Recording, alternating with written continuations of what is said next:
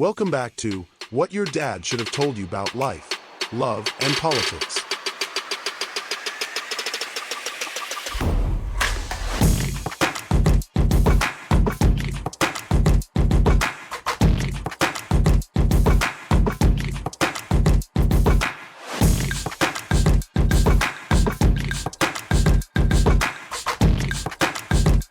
Now, give it up for your host, Damon Stewart. Welcome back to What Your Dad Should Have Taught You About Life, Love, and Politics. I'm your host, Damon Stewart, and this is your first time tuning in. This is the podcast where we ask dads to give uncensored, unfiltered, raw advice, the type of advice that only a dad can give. A little bit about myself, and the reason behind this podcast is I am a detective, a special victims unit detective, and an attorney who knows that information changes the situation. And I thought, what can we do better than bring some dads to give some raw advice to some young as well as some adults regarding life, love, and politics. I'm privileged and lucky to be here today where I have some very special guests. We'll start to my right. My name is Nate Pendleton. Okay. I'm a chef and I'm a community activist and a dad. Okay. My name is Stephen Crozier. I'm a retired probation officer, and I'm currently a substitute high school teacher, and I have a 19-year-old daughter. My name is Jackie, aka J Ocean, and I'm one of the hosts of the She Shed podcast. My name is Tiandria, also named as T Rose. I'm also a host of the She Shed podcast. My name is Ashley Monet. I currently work for Perfect Perfections Catering, and I also am in the process of opening a food chain called Atomic Wings in Arizona. My name is Avery McGee. I'm a musical artist and internet comedian, and then I'm a new dad. My name is Tatiana Pollard. I'm a supervisor of all table games at Horseshoe Casino. I am a super mom, and I also have my own hair care line named All Naturals. All right. So we have moms, we have sisters, I'm a dad as well. We have dads, we have daughters. Mm-hmm. All right. Yes. Y'all have children? Yes. All right. And dating? Yes. Interested in politics? Yeah. All right, so we have enough to be able to have this discussion. All right, today we're going to have an interesting conversation, and based on the candid advice I expect to get from some of these hosts, it might be a little bit shocking, it might turn some heads, it might cause some problems. Today's topic is, what does he really think? All right. Now, the reason I chose this topic because there's been quite a little controversy in my own home when I talk to my daughter. A lot of times she will go to other ladies for advice when she's talking about a man, and I tell her if a cat needed advice about a dog, she shouldn't go to a cat if she can go talk to a dog, and vice versa. All right. You're going to get a lot more information. As men, we were young boys. We went to adolescence. We went through that time period where we said and would do anything to get close to you. So she's at that age, and I thought, why not? So, Okay. I'm pausing for a purpose. All right. Well, maybe I'll see how it goes, you young ladies. I have a 19-year-old daughter, and she had a boyfriend, and she doesn't go with him. And I'm like, good, because she can find herself and find her own work. But that comes with its own problems, because now she doesn't date, and she dates, but she doesn't tell me that she's dating. She's like, oh, that's a friend. And so I was like, every Tom, Dick, and Harry that come to my house, got to ring the bell, be known. There's no blowing the horns, because I had a problem with that when I was growing up. When I was dating my wife, we didn't have cell phones, so I used to blow the horn. We could wait for the movies, and I was told, you courting my daughter. You better come in and ring that doorbell and be seen. And so now it's even more important because we have a camera phone, so they're getting captured on camera. So if something happens, I pray that nothing happens, but at least I know who she went out with. My mama used to come out and take pictures of the license plate number. It's okay. She didn't play. All right. I mean, I want to give it a little. That's my good advice to all you ladies is make sure in this age they can't call you and bring you. Hey, come on out. Hold that thought. Okay. I'm gonna jump back in. All right. So, with what he's really thinking, right now that plays a whole lot in the dating environment. And then dating has completely changed and is more dynamic, obviously, between the internet, and there's all types of rules, and text messages mean things, and you shouldn't send this and shouldn't send that, so it's way more complicated than it used to be.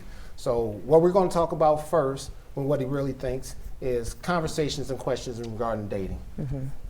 So I know, I'll start with myself, then I'll pass it on to the other dads, just as far as some questions are what you think, when your daughter calls you and asks you about some boy she's interested in, all right, your niece or anything of that nature, what advice do you give her? Start with you first. Go slowly, take your time, get to know each other, and make sure you bring them around so that just that you don't get to know them, we all get to know them. Well, first thing is you make her feel secure enough to trust you enough to tell you. Yeah. Because if she don't feel like she can tell you anything, she's not gonna bring them around anyway. Right. She's gonna start a rebel. It's the last thing. So you giving advice to a young dad and you telling him not to be so judgmental. Let his daughter know. Let his daughter know she can tell him anything. Well, even if it hurts, you gotta hear it. Yeah. I mean, You want to hear it. I mean, I am a young dad, well, new dad, let's put it that way, young and new dad. But me growing up in a house full of women, majority of my life, I had to learn like the ins and outs of women more than I did men. So like me raising my daughter, I probably have a different outlook than most men had growing up. Like I know not to be judgmental, like right off back. I know just to at least make sure she feels secure. And me just learning my daughter, like, okay, learning how to talk to her to make her feel comfortable enough just to come to me just to talk about anything. I want my daughter to like not be scared to introduce me to her like male friends. All right. Well, I know, I'll give you ladies, if you've never heard this advice. I know when I talk to my daughter and she asks me one of the things she should learn about the guy that she's dating, his playlist. His musical playlist is hands down one of the most important things I tell her to listen to. Somebody's playlist gives you a sneak peek into somebody's soul. There's this thing called cognitive dissonance. Everybody needs harmony, right? And harmony, whether you realize it or not, if you thinking about, like if somebody's about to go play football, it's a violent sport, typically they're listening to something violent, Yeah. right? They're not listening to church music, typically before they're about to go beat somebody's head in. You need harmony. So it just works like that. So if you got somebody's playlist and it's Al Green and it's Otis Redding and it's nothing but slow songs, you got you a love dummy. He's looking for love. That's all he's hearing. Those are the seeds he's planting in his head. Vice versa. You got somebody who's listening to something, slap her, whoop her, slap her, whoop her. He's waiting for the opportunity to slap you. He's waiting for the opportunity. Okay. Right? So that's one of the keys as far as the tips that I think I give is like definitely you want to be able to get that sneak peek into the soul. But the trust thing, I don't know how y'all say that. I told my baby, I'm the one you call when you need, oh shoot, you're saying this on TV. I don't care. I'm the one she calls if she needs to figure out what to do with the body. I love my baby. I do everything for my baby. I got my baby back. I will punish her. I'll let her mama punish her. I'll let somebody else figure about that. My job is to protect her.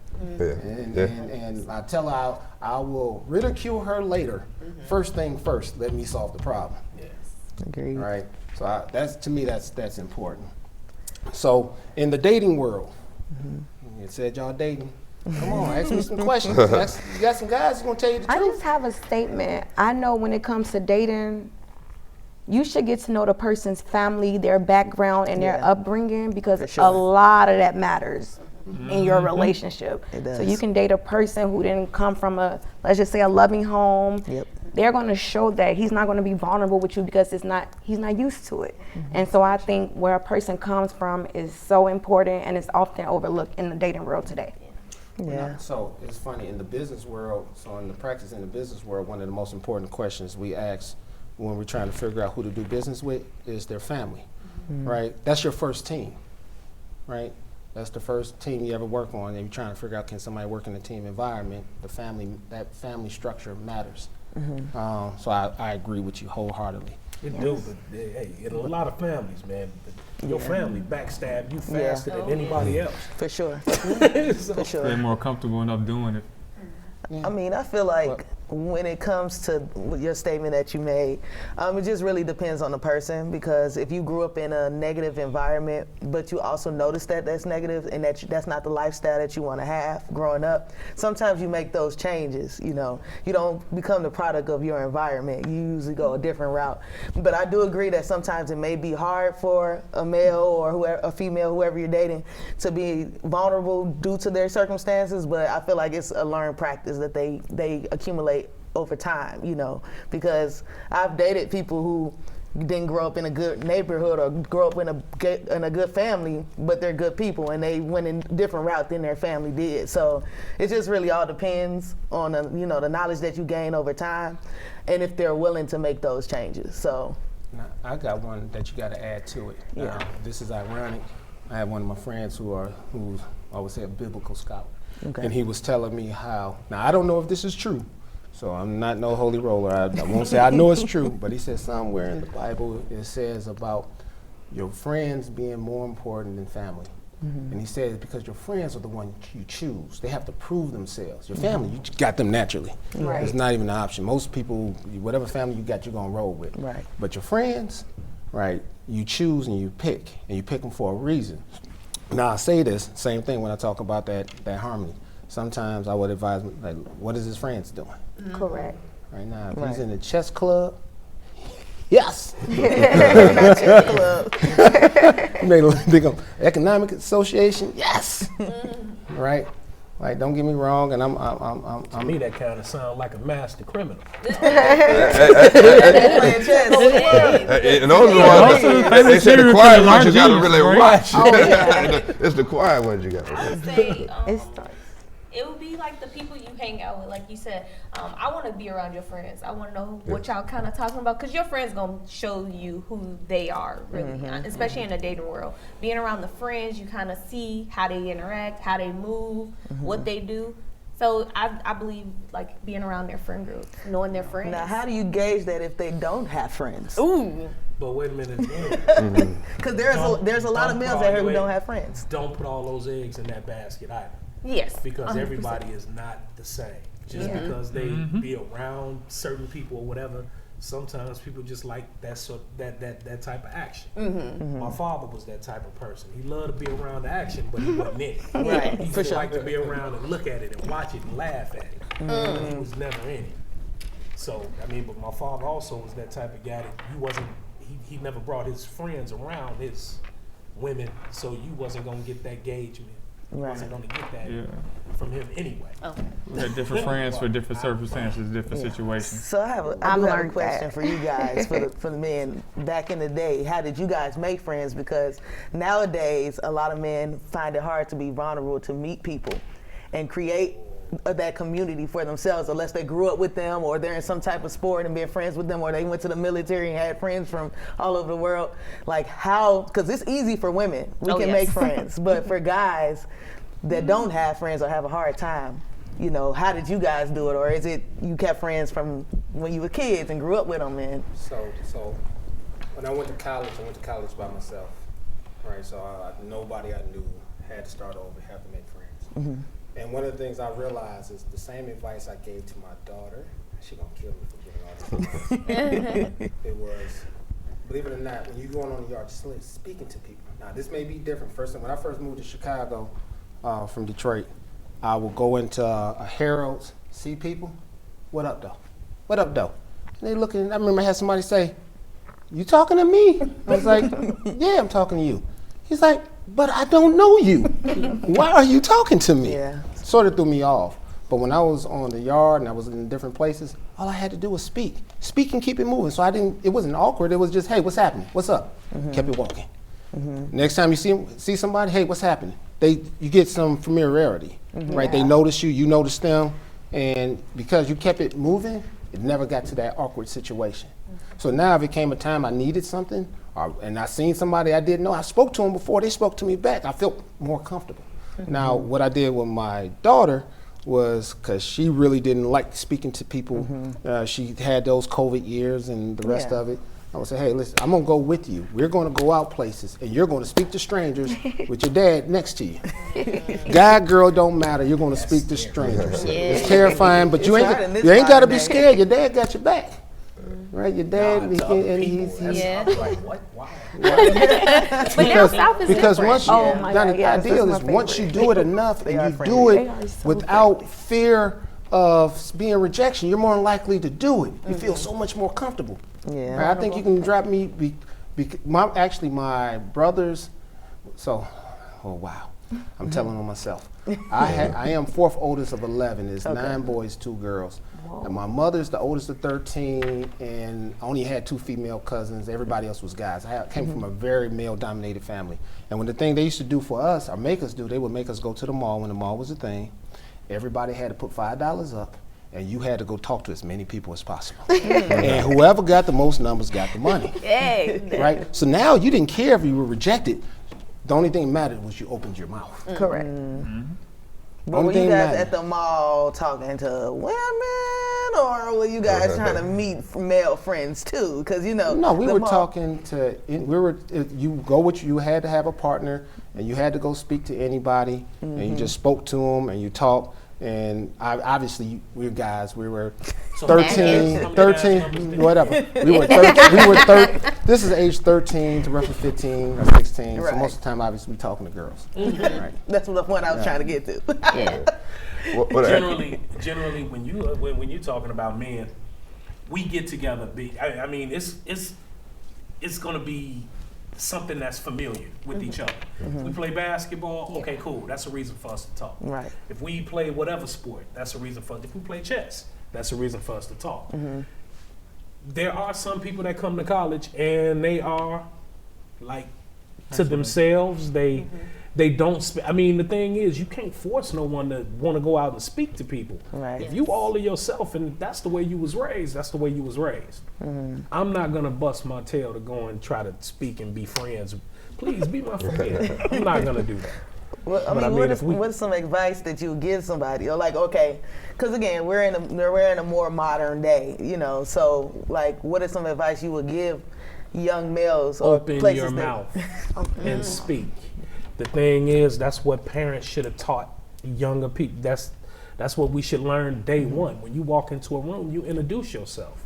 You don't just be quiet and go sit in the corner. You introduce yourself. You be seen. Hello, how y'all doing? And then you keep it moving, like he said. Now, I don't have any young children. Any of y'all have any young children? No. My daughter is 6 and my son is 11. Okay. My son is 6 as well. All right. Do they still have gym? Yes, it's so important for PE. All right. Obesity All right. is not. But I'm going back to your question. Yeah. At least, and again, I don't want to date myself, but it was many years ago. We used to interact with people, and we learned to interact with people in the gym.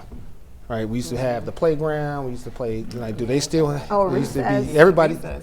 So they still have it. Yes. Recess and PE are 2 different things, though. So Yes. during recess, they can go have fun and do whatever. They don't have to have any scheduled activities. Right. With PE, they're scheduled. They're doing exactly whatever the teacher But in says. high school, that's Yeah. different. Yeah. Totally Elementary different school. thing. PE is recess for them. My Yeah. kids are still Yeah. You see how easy it is for the A kids? lot of now? kids don't even want so to they got dress 2 with free the times. uniform. Yes, basically. They got 2 And free count times. lunch, so that's They really got to 3. school way earlier than us. If they even cough, and I learned this from I got like 7 guy kids, so each of them like around the same age, and I be noticing if my godson coughs, oh, we gotta send him home. Why? He's just coughing. He's not sick. And then they be having all these extra days they be It's having up and precaution. everything.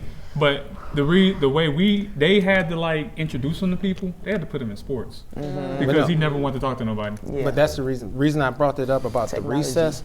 We ask our kids about English, about math. Have you ever asked them, what did you do in recess? What did you do in gym?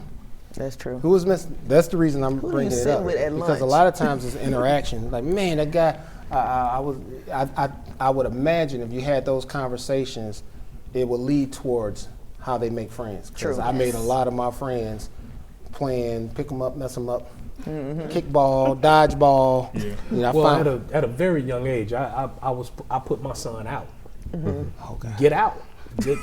Get out, go outside. Yes. Wait, Kids don't play Fathers outside did that anymore to though me. either. So I mean, and The he's parks sitting are over there. so Look at him. empty. Look how he looking. And I'm happy he did. He's really got it in his hand. Because he was what I'm there saying. when Yeah, that's a problem. That happened to Nowadays, me. these kids, Yeah. the technology. Yeah. I They can make be at friends dinner online. with some kid and they're both on the phone. Yep. They're both texting. And they might be texting each other. I'm like, can't you talk to them? Why are you texting somebody? That's true. But the phone is a big hindrance It to. is. Oh, yeah. But I was the only child, and I met all my friends through sports. I mean, I played baseball, but whatever sport it was, I played it. Anything And in sun the up to park. sundown, and that's how we would. We That's we didn't play video games. We actually played sports where you had to talk to each other and communicate. But For sure. now it seems that the technology has really It been a is. hindrance It's to messing them up because communication. the cell phone they communicate through the text. Man, Reels got me. You be You stroke. be on Reels for about 3 hours. You done blew off 3 hours on Reels. And if it's doing that to us, it's killing a child's mind. For sure. Yeah. It's killing their mind. So if you don't have some type of structure And for them YouTube. to at least have them reading, go outside, stay away from your phone, leave your phone alone. Yeah. Matter of fact, that's one of the reasons don't enforce it. I don't answer my phone all the time. And some people get upset. But that's what I have an answering service. That's what I got an answering machine for. Yeah. Yes. But I just told someone that the other day. Oh, go ahead. No, I was just gonna say when somebody texts and call your phone, I'm not always available. So I'm not gonna rush and try to get to the text and call. Right. Because my time is just at my time. I'm not always available for anybody. It's weird to them though if you don't text That's, back. that's what I was about to Yeah. say. But it's I like, recently man. learned what left unread meant. Again, don't laugh at me. I did not know. What is that? Like you open Don't the know. message And don't it'll respond, show that you but they read show. my message. It'll Like I say always know read. when you read my message. That's why I don't call you. I'm like, You ignore he's on. them. pretty much. And then they feel ignored. So I know, like, it's oh, ignoring don't read the them message. the You way don't got that- to. Yeah. Well, Like if- we read it Read at the message and 5:55 and then then text me to ignore it. if y'all, What's- if sometimes y'all I didn't really know, do this click a is my message and nephew, can't and I respond. just want to openly say, I really do think I read it sometimes. I Look, as long as I see that, I don't mind because it's like saw it. I had to understand something. Y'all don't use y'all phones, and I had to Yeah. realize something. Between you, even Damon, you did this before too. I know I did. Yeah, now I'm gonna tell you. Y'all did this. Y'all would call me, right? I don't pick up because I'm at work, doing busy and everything. Y'all are the only people that leave voicemails. None of my friends leave voicemails. They'll text me, hey man, call me back. Yeah. They don't leave voicemail. You'll call uncle, hey, yeah, this your uncle. Call me back. I know it. Call ID right there. My mom, she's the only one to leave me messages. Okay. I got 10 messages from her now. It just depends on the generation. Like, Yeah. because like, we know we don't want to leave voicemail because I'm not going to check. Nobody ever checks them. iPhone made it easier because you can like read it as a Read it, yeah. text. I So gotta who's look at it checking on the my just look at voicemail? it. my daughter has an iPhone and I got Android, so she's Okay. like, you're an ancient Yeah. dinosaur. You know, Just like, look down upon I'm using so- Android. But Yeah. just You can't track me. Can't track me. But I think just piggybacking off everyone, I feel like that's where the relationships start. That friendship, not even just a male or female relationship, but just in general, the relationships you build with the people on your block, your neighborhood, your Yeah. school. That's where your relationships initially start, to kind of know how to navigate what you like, what you don't like, how you like to be like Yeah. friendly, not those where they typically start. Yeah. And you kind of learn that navigation of how to build a friendship, how to build a relationship. And then as you get older, you be like, okay, I did not like that when I was a kid. So as I get older, I can navigate and say, oh, that triggered me when I was younger. I don't want that to happen again. Yeah. So I think building those friendships at an early age, these kids don't know now. I think that's where it's gonna hinder them nowadays, So the let me- modern kids. Go ahead. I was just about to say, I think that they're trying their best. My oldest son doesn't have many friends, and all of his friends he's met online playing Xbox. They've done a They be 4v4 doing online. or a 5v5, and he's met different people, and they've been his friends for years, about 7-8 years now. Yes, literally, and they are all Play some real ball. different. And they Real met, quick. have they met Hold each on. other in person? They have. Okay. They There's met a each whole other. gaming community. This is what Yes. I'm talking about I the know. age thing. It's a whole gaming community that we may not know about. They got a It is. major at Young Northern kids, Illinois. games. Gaming. Yes. It's a gaming Right. major. I was But- like, Yeah, They he's get into paid that, a lot of actually. money. They do. Yeah, they do. Man. Do y'all think most of this happened? Because I had to learn this when I got to college. Do y'all think it's just because Chicago? No. No, I think Because it's when I more- got to college, that's when I started meeting more Meeting people, like yeah. nice people, and I'm like, because you know, living in the city, of course, in the neighborhood that I lived in, you feel me? I've seen mostly black people, and the one person I seen every day was crackheads. So when I got to college, it's like I had this like demeanor. Like I gotta like watch out for everybody. I'm on survival mode, but I forgot I'm like so many miles away from home, and all these people are so nice. You know what? That was Even when I went to bars, even when I went to certain bars up north and everything, they were so mean. That was, I would say you know what? That Chicago. was a culture shock for me, and I even when I was in high school, I was going to U of I to visit some of my older friends. But, Back in 1923. But I mean, even when I went down there, they snuck me in the bars, cams and all of that other stuff. And the white people, it was mostly white people that we interacted with. But in my neighborhood, it wasn't a whole lot of white people. So when I got down there and they were walking past you saying, "Hi, how you doing?" Culture shock. buying your Oh, drinks. okay. Hey, how you doing? Oh, okay. I didn't know that kindness. But when I came back home, I'm looking around like, and I'm getting little. You got to get little. Cause you never know what might happen. That's what I'm like, y'all sure it's not like, cause the people out here is like kind of mean. Like they real like rough even from kids, and they learned that from their parents. I was like from my generation to generation above. Like I got to college, I made a million friends. Yeah. Like just like that. But that's because you forced on a community in an environment where you have to build some rapport. Yeah. If you know you're going to drop out of school. Yep. You're not going to want to just be there to learn. You're going to want to make friends. Yeah. True to the nature of the topic, I have to make a small deviation. Yeah. Small deviation. Because I'm curious, whether it's college or currently, as y'all go out into the dating world, you meet a guy, he introduces himself to you, he's charismatic, everything is perfect, he's the best version of himself, you like him, what do you think he thinks about you?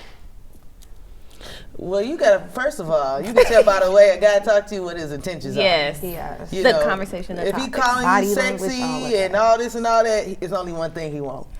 Now, if he like, you're beautiful, I just feel your energy. Something it's coming off more on a romantic side, like he first love at first sight kind of thing. Then maybe I'm gonna give you a chance. But if you coming off strong, like you just was attracted to my figure or the way I look and the way you don't come correct, I already know what your intentions are. You already set the intentions from the time you walked up to me. You know, whether you have charisma or not, everybody got charisma. Can I tell you something? No, and that's good. But I want you to also know that some men are bumbling idiots, and we do not know how to talk when we get to you, and it goes both ways. Yeah. Because women do the same thing to us, but sometimes you have to recognize that maybe that's not all. You know, sometimes go a little bit deeper, because it's not always that they just looking for this one thing. I mean, of course, when you're young, everybody is, men and women, both. Everybody is looking to explore. So, I just feel like sometimes there's different kind of women out here, and I feel like consciously you should know how to approach certain women. Correct. You can tell by looking at them how you should approach them, and some people approach wrong without any consciousness. You know, if you see me and I look well dressed, I'm put together, I'm not out here in booty shorts and the top, you should know how to approach me. It should be a conscious thing to say, this is not how I'm going to approach this person. So this is what I have to explain, and this is common sense is not common. You come from a perspective of what somebody should know or don't know. You typically find out once you take a deep dive. But I also say go with your gut instinct. Right. The reason I say go with your gut instinct, a lot of times I think your mind will process something faster than you can actually come up with the words. Yes. So then it comes off as a gut feeling. So if that happens, I say trust your gut feelings. Yes. However, we're at the end of the segment. I truly appreciate all you guys being here. I hope you'll come back as guests. And for you guys watching, thank you for watching What Your Dad Should Have Taught You About Love, Life, and Politics. Yes.